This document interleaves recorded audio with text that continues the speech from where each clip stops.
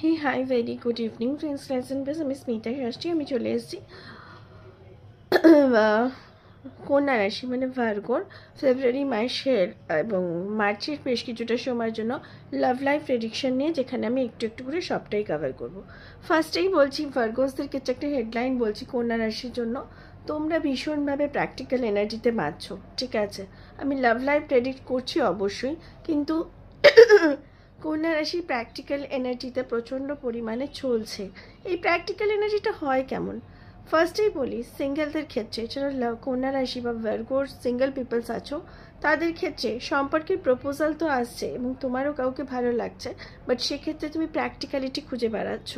যে প্র্যাকটিক্যালিটি এটাই মনে হচ্ছে যে তোমার সম্পর্কটার গুরুত্বটা, প্রায়োরিটিটা কতটা, ডেন্সিটিটা কতটা, যেটার জন্য কিনা তোমার কেরিয়ারকে স্যাক্রিফাইস করা যায় বা কেরিয়ারকে ফোকাস না করে সেই সম্পর্কের প্রপোজাল নিয়ে দেওয়া যায় বা সম্পর্কের প্রপোজালকে অ্যাকসেপ্ট করা যায়। তাই জন্য সেক্ষেত্রে সিঙ্গেলরা এখন কি করছো ভার্গোসদের মানুষরা, সম্পর্ক আছে কিন্তু খুব স্থির, মানে সম্পর্কের প্রপোজাল আসছে কিন্তু খুব একটা ইম্পালসিভ ওয়েতে সম্পর্ককে নিয়ে মাতামাতি করছো না বা ভাবছো না।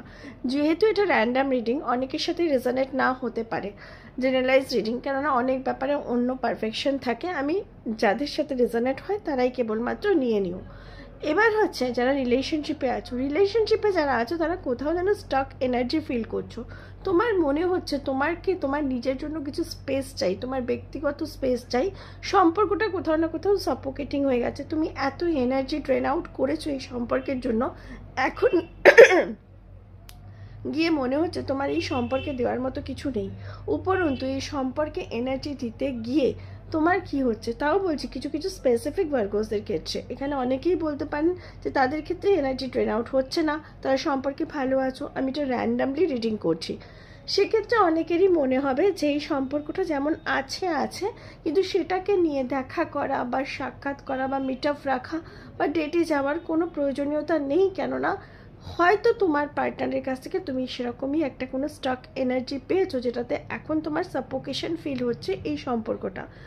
দেখো, এটা বলবো না যে সম্পর্কটা এন্ড হয়ে যাবে, হয়তো সম্পর্কটা থাকবে বা নতুন কোনো করে যাদের সম্পর্ক থাকবে না, নতুন করে কোনো সম্পর্ক আসবে বা এটাই থেকে যাবে। কিন্তু যতটা সম্পর্কটাকে তুমি প্রায়োরিটি দিতে, সেটা কিন্তু এই ভ্যালেন্টাইন্স মান্থে দিতে দেখা যাচ্ছে না।